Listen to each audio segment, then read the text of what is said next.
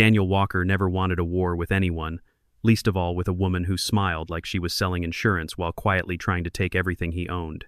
He had spent 22 years fixing other people's machines, solving other people's problems, and saving every spare dollar for one single goal: a quiet house by the water where nobody would ever tell him what color his curtains had to be. He found that house in early spring, a modest 2-story lake property with a sagging dock, a wide yard shaded by oak trees that were older than the town itself, and a silence so complete that the first night he slept there, he woke up at 3 a.m. simply because he could not believe how peaceful it felt. The previous owner, an elderly man named Walter Green, had warned him with a tired laugh before signing the final papers. "There are a few neighbors around here who like to manage things," Walter had said, looking out toward the water rather than at Daniel. "Just smile and nod and you will be fine." Daniel had laughed it off, assuming Walter meant nothing more than friendly busybodies who waved too much and asked too many questions about the weather. Before he had even arrived, Daniel had pictured this exact life in fragments during long nights at his old apartment, a cramped 2-bedroom unit he had moved into after his divorce, with thin walls and a parking lot view that reminded him daily of everything he was trying to leave behind. He had drawn up budgets on napkins, calculated mortgage payments during lunch breaks, and toured 11 different properties before this one finally felt right the moment he stepped onto the dock and watched a fish break the surface of the water near the shore. The realtor had barely finished her sentence about square footage before Daniel was already imagining mornings with coffee on that same dock, and by the time he signed the closing documents, he felt something close to relief settle into his chest for the first time in years. He did not yet know her name. He did not yet know that within 7 days of moving in, a woman calling herself the president of the Homeowners Association would be standing on his porch with a folder of paperwork and a smile that never once reached her eyes.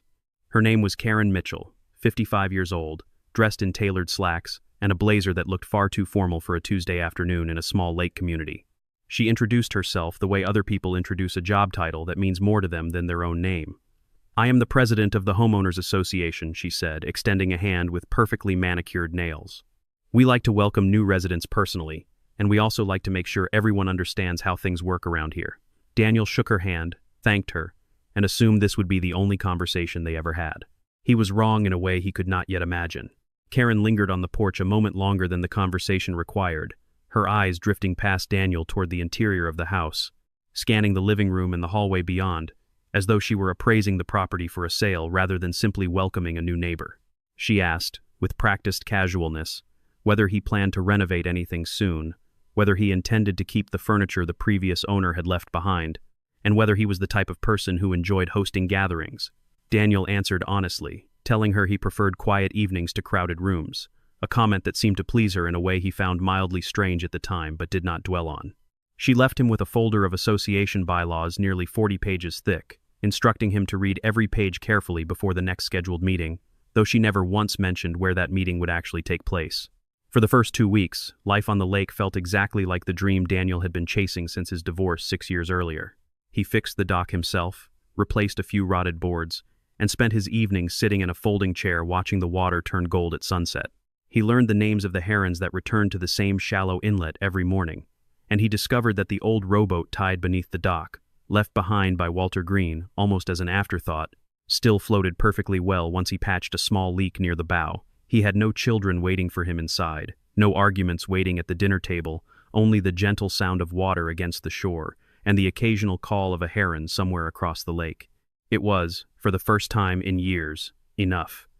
He believed the worst part of his life was behind him, the loneliness already softened into something closer to peace, and he had no reason yet to suspect that peace in this particular neighborhood came with strings attached, strings held tightly by a woman who treated every fence post and mailbox as her personal jurisdiction. Karen's curiosity did not stop with the bylaws folder. Over the following days, she found reasons to appear near his property almost every afternoon, sometimes walking a small dog that Daniel never once saw again after that first week, sometimes simply standing at the edge of her own driveway with a clipboard, watching his house the way a hawk watches a field before deciding where to land.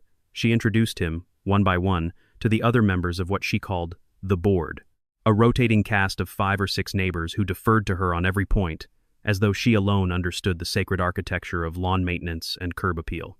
Each introduction ended the same way, with Karen reminding Daniel that the community took great pride in maintaining its standards, and that newcomers were expected to fall in line quickly for everyone's benefit. The letters started arriving before he had even finished unpacking his garage. The first one complained about the color of his porch light, calling it inconsistent with the approved palette of the community. The second one arrived 4 days later, informing him that his garbage bins were visible from the street for 11 minutes longer than the association's bylaws permitted. He read each one twice, assuming it was some kind of joke, some strange initiation ritual that lake communities apparently practiced on newcomers. But there was no joke in Karen Mitchell's tone when she eventually called him directly. "These are not suggestions," she said, her voice flat and businesslike. "These are community standards, and community standards exist to protect property values for everyone." Daniel asked who decided these standards, and Karen answered without hesitation. "I do," she said, "because someone has to." Over the following weeks, Karen's attention toward Daniel grew strange in a way he could not quite name. She knew his work schedule before he ever mentioned it to anyone in the neighborhood. She asked, almost too casually, whether he traveled often for his engineering job, whether he typically stayed home on weekends, and whether he had family visiting soon. At first, Daniel assumed she was simply nosy, the kind of person who collected gossip the way other people collected stamps. But there was a pattern to her questions, a focus that felt less like curiosity and more like reconnaissance, though he could not yet say what exactly she might be reconnoitering. It was only later, much later, that he understood Karen had not been making small talk at all. She had been gathering a schedule, the way a person studies a building's security shifts before deciding when to walk through the front door uninvited. She was particularly interested in his commute, asking once whether the highway traffic ever delayed him past 6 in the evening, and another time whether his company observed any early closing days around the holidays.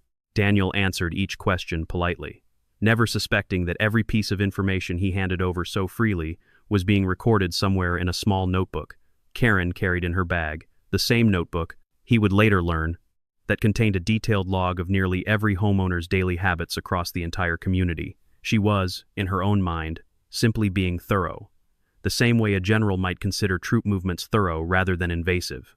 To Daniel, at the time, it only felt like an unusually attentive neighbor. The truth was something far colder and far more deliberate.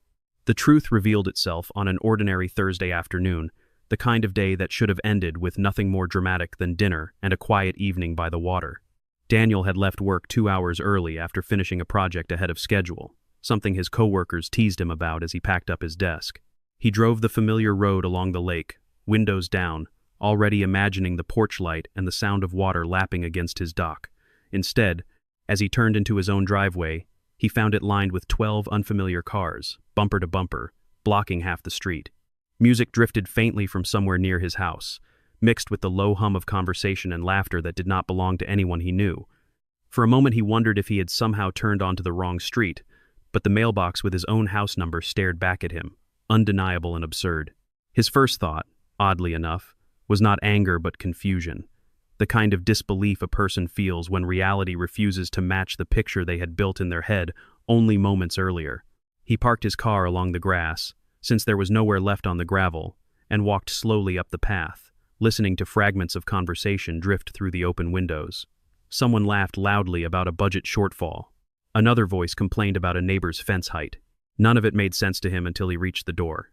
And even then, stepping over the threshold into his own home felt less like walking into a meeting and more like waking up inside someone else's dream. He stepped out of his car slowly, his pulse climbing as he walked toward his own front door like a stranger approaching someone else's party. The door was unlocked. Inside, his living room had been transformed into something resembling a small conference hall. Folding chairs lined his floor in careful rows. A portable projector cast a glowing spreadsheet onto his living room wall, beside charts covered in dollar figures and homeowner names. Coffee cups and half-eaten pastries sat scattered across his kitchen counter, on plates he did not recognize. And there, standing at the front of the room with a laser pointer in one hand, sat Karen Mitchell, comfortably perched in Daniel's own favorite armchair, as though she had inherited it along with the deed. She turned toward him with the same unbothered smile she always wore, glancing briefly at her watch. "You're home early," she said, as if he were the one interrupting something, rather than the other way around. Daniel asked everyone to leave, his voice calm but firm, the voice of a man trying very hard not to lose his temper in front of strangers in his own living room. Karen refused outright, setting down her laser pointer with theatrical patience, as though dealing with a confused child rather than the homeowner whose floor she was currently standing on. She reached into a leather folder and produced a stack of papers, the Homeowners Association bylaws, photocopied and highlighted in places that meant nothing legally binding but apparently meant everything to her. "The previous owner always allowed us to use this space," she explained, her tone suggesting this fact alone settled the matter permanently. "It has become something of a tradition." Daniel told her plainly that he did not agree to any tradition, that no signed document gave the association the right to occupy his private home without his consent. Karen merely smiled wider. "The community has already decided this works," she said, gesturing toward the seated members nodding along behind her like a small chorus rehearsed for exactly this moment. Several of the other homeowners murmured their agreement, some shaking their heads sympathetically at Daniel, as though he were the unreasonable one for objecting to strangers occupying his living room without permission. One man near the back, a retired schoolteacher named Gary Holcomb, even suggested quietly that Daniel was being a bit dramatic about the whole thing, since after all, nobody was hurting anything. Daniel, stunned by the sheer audacity of the moment, walked into his kitchen and called the police, his voice steady despite the disbelief settling heavy in his chest. By the time an officer arrived 20 minutes later, however, Karen had already adjourned the meeting, herding her members out through the front door with the practiced efficiency of someone who had clearly done this exact maneuver before. The officer took a brief statement, noted there was no visible property damage, and suggested Daniel consult a civil attorney if he wished to pursue the matter further. Karen, standing near her car with her arms crossed, offered Daniel one final remark before driving away. "Maybe next time give us some notice if you're coming home early," she said, as though the apology owed belonged entirely to him. That night, sitting alone in his living room with the folding chairs and coffee cups gone, Daniel realized this was not a misunderstanding that would resolve itself with polite conversation. He spent the following days installing new locks on every door, replacing the porch hardware with a system Karen could not possibly have a spare key for, and mounting small discrete cameras at every entrance, including the garage and the side door near the dock. He told no one in the neighborhood about the cameras, choosing instead to watch quietly and wait, the same patient instinct that had served him well through decades of diagnosing engines and machines that lied about what was actually wrong with them. He suspected, correctly, that Karen Mitchell would not simply accept a locked door as the end of the matter. He was right. Within 10 days, the new camera system recorded something Daniel almost refused to believe, even as he watched it happen on his own laptop screen. Karen Mitchell, using an old brass key clearly given to her years earlier by Walter Green, opened the side door near the dock during a weekday afternoon when Daniel was supposedly at work. She walked through his kitchen, opened his refrigerator, removed a pitcher of lemonade, and carried it outside to a small gathering of homeowners seated on his patio furniture, laughing and chatting as though they were guests at a backyard barbecue rather than trespassers in someone else's private home. The footage showed her doing this not once, but on 3 separate occasions over the following 2 weeks, each time treating Daniel's house as a kind of unofficial community clubhouse that existed entirely for her convenience. One recording in particular stayed with Daniel longer than the others. It showed Karen standing in his hallway, pausing in front of a framed photograph of his late mother, picking it up, examining it for a moment, and setting it back down slightly, askew before continuing toward the living room.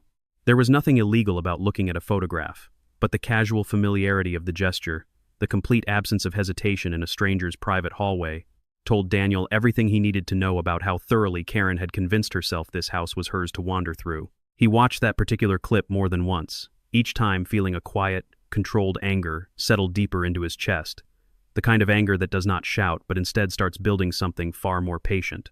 When confronted with the footage, Karen denied everything with the same calm confidence she applied to every other lie in her life. "There's no real evidence of wrongdoing," she insisted during a brief and tense phone call, her tone suggesting that grainy security footage of her unlocking a stranger's door somehow proved nothing at all. Daniel, restraining the urge to argue further, simply ended the call and saved every recording onto 3 separate backup drives, knowing instinctively that a woman this confident in her own impunity would eventually overreach in a way even she could not talk her way out of. He did not yet know how soon that overreach would arrive, nor how far Karen was willing to escalate things in the meantime. The fines began arriving with almost comical regularity after that, each one more absurd than the last, each one signed by Karen Mitchell herself in tight, deliberate handwriting. One week, Daniel received notice that his lawn had grown to 2 1/4 inches, a half-inch beyond the association's permitted maximum. Another week, he was fined because a kayak paddle leaning against his shed faced the wrong direction, supposedly violating some unwritten aesthetic standard that existed nowhere in the official bylaws. A third notice claimed his patio chairs, a simple set of gray folding chairs he had owned for years, clashed unacceptably with the community's approved color scheme. A fourth letter accused him of leaving his recycling bin visible for 9 minutes past the allowed window, timed apparently by someone standing at the end of his driveway with a stopwatch. Each fine came with a dollar amount attached, ranging from $25 for the lawn violation to nearly $150 for a noise complaint. Daniel was certain had never actually occurred, since he had spent that particular evening alone, reading quietly on his dock with no music playing at all. He began keeping a folder of his own, mirroring Karen's habit of documentation, except his folder contained something hers conveniently lacked: dated photographs proving his lawn height, time-stamped images of his recycling bin already pulled back from the curb, and a written log of every evening he had spent at home in complete silence. Karen herself called to deliver one final piece of advice, her voice dripping with false concern. "If you can't cooperate with the rest of us," she said, "maybe this neighborhood just isn't the right fit for you. Maybe you should consider selling." Daniel chose, deliberately, not to fight back immediately through lawyers or lawsuits, though every fiber of his engineering mind wanted to dismantle her claims point by point in a courtroom that very week. Instead, he decided to do what he did best, which was build a trap precise enough that its target would walk into it entirely on her own, convinced she was the one in control the whole time. He spent several evenings planning the details with the same careful precision he once applied to diagnosing a stalled engine, accounting for every variable, every possible excuse Karen might later offer, every angle his cameras would need to capture cleanly enough to leave no room for doubt. He announced, casually, and to several neighbors he knew would repeat it directly to Karen within hours, that he would be traveling out of town for an extended business trip the following week. In truth, he booked a room at a small motel less than 4 miles from his own house, packed a single overnight bag, and waited. The waiting itself tested his patience more than he expected. He spent the first 2 days of his fake trip rearranging his backup footage, double-checking every camera angle, and resisting the urge to drive past his own street just to make sure nothing had changed. On the third evening, sitting on the edge of a motel bed that smelled faintly of bleach, his phone buzzed with the alert he had been waiting for, a small notification informing him that motion had been detected at his side door. His pulse quickened, not from fear, but from the strange, focused calm of a man finally watching a plan unfold exactly the way he had drawn it. The trap sprang exactly as Daniel had calculated. 3 days into his supposed absence, his security system alerted him to motion at the side door, the same brass key turning in the same old lock. From the motel, watching live footage on his phone, Daniel counted more than 20 people streaming into his house, far more than any previous meeting, carrying folders, laptops, and even a small portable printer. Karen, visibly thrilled by what she clearly believed was an empty house entirely at her disposal, conducted what appeared to be the association's most important meeting yet, complete with signed agreements passed around the room and homeowners raising their hands to vote on matters Daniel had never been informed of, let alone consented to. They ate. They laughed. Someone uncorked a bottle of wine from Daniel's own kitchen cabinet. Karen, sitting once again in his favorite armchair, looked entirely at home, the way a queen looks comfortable on a throne she has convinced herself rightfully belongs to her. Daniel waited until the meeting reached its peak, until every car in his driveway was full, and every guest was settled deep into the false comfort of an unwatched house. Then he drove home slowly, parked 2 streets away, and walked the rest of the distance on foot, carrying nothing but a small toolbox and a portable welding kit he had used for years on engine repairs. He moved along the tree line at the edge of his property, the way he might approach a piece of machinery that needed careful handling rather than brute force, his breathing steady, his mind running through each step in order, the same methodical sequence he used on every job that demanded precision over speed. He closed the iron gate at the end of his driveway and secured it with a heavy chain. He flipped the outdoor breaker switch, cutting power to the porch lights and the garage door opener in one decisive motion. And then, methodically, the way he approached every mechanical problem in his life, he welded the front door shut along its frame, sealing the metal threshold so it could no longer swing open. Sparks scattered briefly across the welcome mat, the smell of hot metal rising into the evening air, mixing strangely with the faint scent of someone's perfume still lingering near the entrance from earlier in the day. He moved to the back door and did the same, careful, precise, the blue arc of the welding torch glowing steadily against the darkening evening sky, illuminating his face in flashes of white and blue that made him look, for a moment, like someone performing surgery rather than sealing a house. Finally, he sealed the garage door track, ensuring that exit 2 would no longer budge, double-checking each weld with the same thoroughness he once applied to inspecting a transmission before signing off on a repair. The reaction from inside the house arrived almost immediately, voices rising in confusion, then alarm, as people inside discovered door after door refusing to open. Someone rattled the back door handle hard enough that Daniel could hear the frame shudder slightly from outside, though the welds held firm without the slightest give. Karen's voice rose above the others, sharp and indignant, demanding to know what was happening, ordering someone to call for help. Daniel stood calmly on his own front lawn, arms crossed, listening to the muffled commotion through the walls of a house that, for once, truly felt like his. When sirens eventually approached in the distance, summoned by Karen herself through a frantic call to emergency services, Daniel did not run, did not hide, and did not apologize. He simply waited, the same patient stillness he had carried through every difficult diagnosis of his career, knowing the evidence already sitting safely on 3 separate backup drives would speak far louder than any panic Karen might perform for the responding officers. Police arrived first, followed shortly by a fire crew equipped with cutting tools, summoned because of the obvious need to free more than 20 people trapped inside a sealed structure. Daniel met them at the gate, calm and cooperative, explaining without raising his voice that no one inside the home had ever been invited, that the doors had been welded only after he confirmed, through his own security footage, that every person inside had entered his private residence without permission for what was now the 4th documented time. No one is in any real danger, he told the responding officer evenly, gesturing toward the house. I made certain of that before I touched the welder. I was protecting my own property from people who refuse to respect that it belongs to me. The lead officer, a calm and broad-shouldered man named Sergeant Pete Daniels, walked the perimeter of the house twice before saying much of anything, clearly trying to determine whether what he was looking at constituted a genuine emergency or something closer to a very unusual property dispute. He noted that every window remained intact, that the welds had been placed only along door frames rather than anywhere that might trap heat or smoke, and that Daniel had, in fact, left both windows on the east side of the house slightly cracked, ensuring fresh air continued circulating throughout the structure the entire time. It was a small detail, but one that mattered enormously once attorneys began arguing later about intent, since it proved beyond much doubt that Daniel had planned this moment with safety in mind, not malice. The fire crew worked methodically, cutting through the welded seams along the front door frame, while Karen's voice carried from inside, alternating between outrage and barely controlled panic. When the door finally swung open, she emerged first, her tailored blazer slightly wrinkled, her hair no longer perfectly composed, pointing an accusing finger directly at Daniel before she had even crossed the threshold. "He locked us in," she shouted toward the gathering officers, her voice trembling with something that sounded almost like genuine fear, now that the script had finally turned against her. "He could have killed us all. This man is dangerous and needs to be arrested immediately." Several association members behind her nodded along, though a few others, Daniel noticed, stood quietly near the back, looking distinctly uncomfortable, perhaps beginning to understand for the first time exactly whose property they had been standing on uninvited. One younger homeowner, a woman named Susan Reyes, who had only recently moved into the neighborhood herself, approached an officer separately and admitted, in a low voice, that she had felt uneasy about the meeting from the very beginning, having only attended because Karen insisted attendance was mandatory for all board members.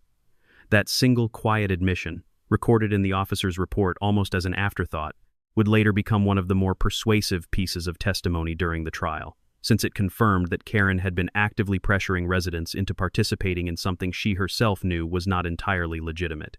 The investigating officer, however, had already requested Daniel's security footage as a matter of standard procedure, and what that footage revealed left very little room for Karen's accusations to survive contact with reality. The recording showed, with unmistakable clarity, the brass key turning in a lock Daniel had never authorized her to possess, the casual entry of more than 20 people into a home where no resident currently lived, and meeting after meeting conducted entirely without Daniel's knowledge or consent.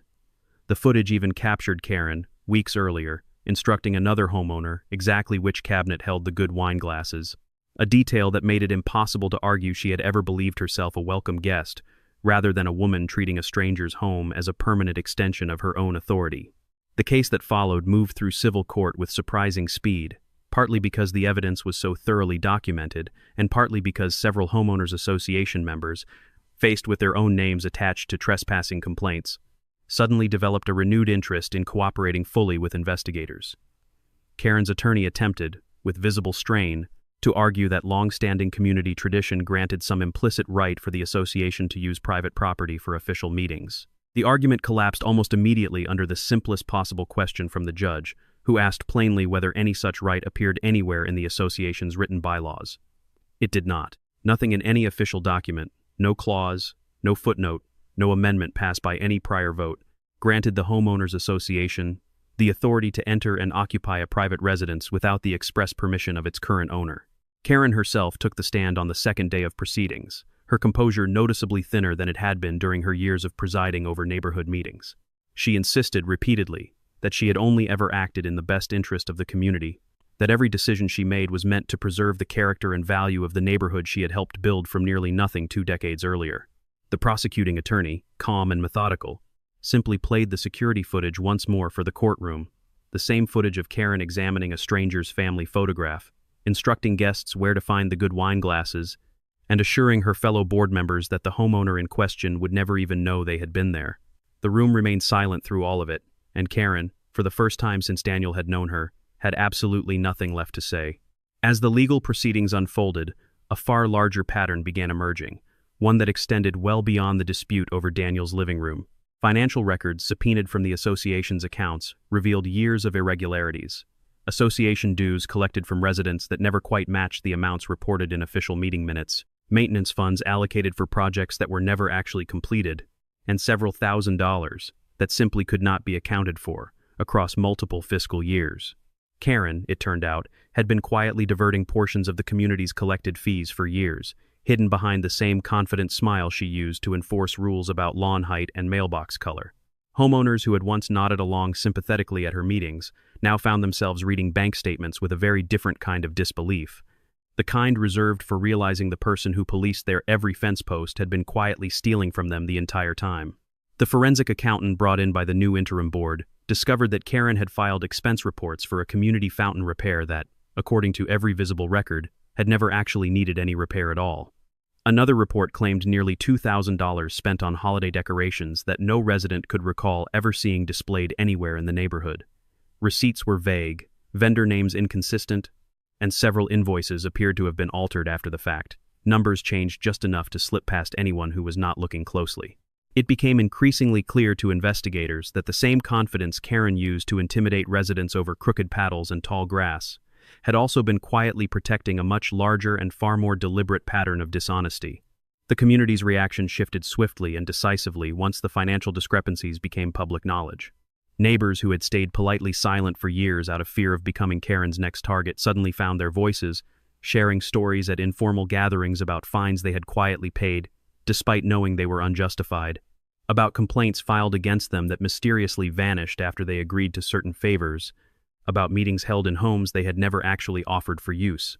One elderly resident named Frank Whitaker admitted, almost sheepishly, that Karen had used his garage for storage of association files for nearly 2 years without ever formally asking, simply assuming, correctly for far too long, that nobody would object loudly enough to matter. By the time the civil case concluded, the outcome felt less like a single courtroom victory and more like the slow collapse of an entire fragile structure built on intimidation rather than actual authority. Karen Mitchell was formally removed from her position as association president through an emergency vote that passed with an overwhelming majority, a vote that, ironically, took place in a neighbor's living room rather than Daniel's, since by then almost everyone understood exactly how poorly that particular precedent had once been abused. She faced a separate civil judgment requiring repayment of misappropriated funds, along with damages awarded to Daniel for the repeated trespassing, and the property repairs his doors required after the welding was professionally undone. Karen, for her part, left the courthouse each day with less of the practiced composure she once wore so effortlessly, until eventually she stopped attending neighborhood gatherings altogether, her name slowly fading from conversations the way unpleasant weather eventually fades from memory once the sun returns. The Homeowners Association itself underwent a complete and overdue restructuring in the months that followed. A new board formed, smaller, more transparent, and far less interested in personal authority than its predecessor had been, led by a soft-spoken accountant named Linda Foster, who insisted from her very first meeting that no single member would ever again hold sole control over keys, funds, or scheduling. They issued a formal written apology to Daniel, acknowledging clearly that no resident's home should ever have been treated as community property without explicit consent, and they updated the association's locks and key protocols so thoroughly that no single individual, regardless of title, could ever again hold unsupervised access to another homeowner's private residence. Meeting minutes became public record, posted on a small bulletin board near the community mailboxes for any resident to review. Financial statements were reviewed quarterly by an independent volunteer committee, with 2 separate signatures required for any expense above $50. The fines that had once arrived for imaginary infractions like crooked kayak paddles simply stopped altogether, replaced by reasonable, clearly documented standards that applied equally to everyone, including whoever happened to sit on the board. Karen, for her part, sold her own house within the year and moved to a town nearly 3 hours away, a detail Daniel only learned secondhand from Frank Whitaker, who mentioned it almost as an afterthought one evening while helping Daniel repaint his dock railing. Nobody in the neighborhood seemed particularly interested in tracking her further than that, content instead to simply move forward without her shadow hanging over every fence post and mailbox. The community held its first truly open meeting that same summer, attended by nearly every household, conducted in the small clubhouse near the boat launch that had apparently existed the entire time, available for exactly this purpose, though somehow it had rarely ever been used while Karen preferred the comfort of other people's living rooms instead. One evening, several months after the final hearing, Daniel sat on his dock as the sun lowered itself slowly behind the tree line across the water, painting the lake in long streaks of amber and rose. Frank Whitaker walked over from the neighboring property, 2 cold drinks in hand, and settled into the chair beside him without much ceremony, the easy comfort of 2 men who had quietly become something like friends over the course of an unlikely ordeal. Frank handed him a drink and looked out toward the water for a long moment before speaking. "Because of you," he finally said, "this place actually feels like a neighborhood worth living in again." Daniel accepted the comment with a small nod, no triumphant smile, no lingering bitterness, just the quiet satisfaction of a man who had simply wanted his own front door to belong to him. They sat in comfortable silence for a while, the kind shared only between people who no longer feel the need to fill every quiet moment with conversation.